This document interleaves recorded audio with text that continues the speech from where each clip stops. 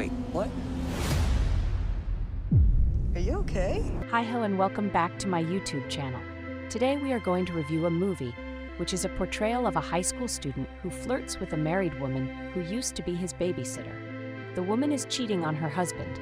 Meanwhile, the student begins to bond with a new girl at his school.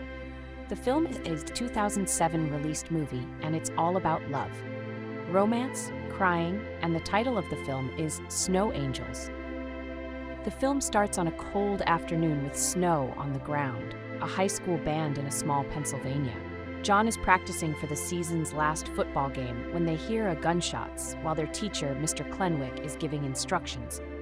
The film abstractly flashes back to a few weeks before, to a Chinese restaurant that employs a high school boy named Arthur, his ex-babysitter Annie, and her best friend Bub.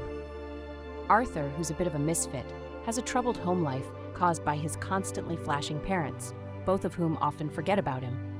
Annie's life isn't faring much better. She's dealing with her ill mother, is separated from her husband, Glenn, and is now raising their young daughter, Tara, on her own.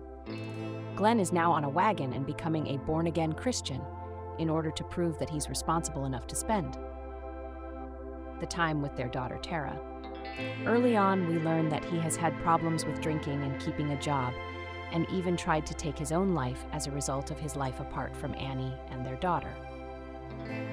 Somehow he survived the suicide and has become a born-again Christian, but his stability remains uncertain. Meanwhile, Arthur gets to be friends with a new girl at school, and they become young lovers. Interesting dynamic when his mother one morning realizes he and his girl have spent a night together. She doesn't scold him at all, in fact expresses some amount of envy. He's getting some.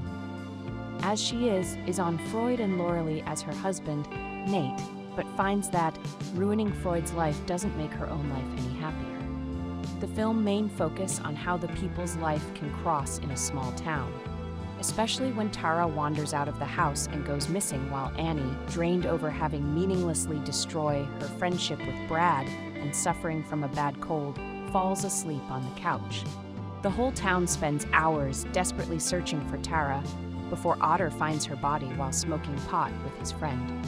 Glenn, distraught over the death of Tara, breaks into Annie's home with his gun and waits for her return. Upon Annie's return, Glenn grabs her forcefully and holds his gun to her head and tells her to say when she is ready to be shot.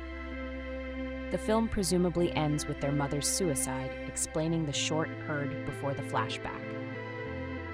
And this is all about this movie review, and if you do like our videos, please do support us by like, share, and subscribe.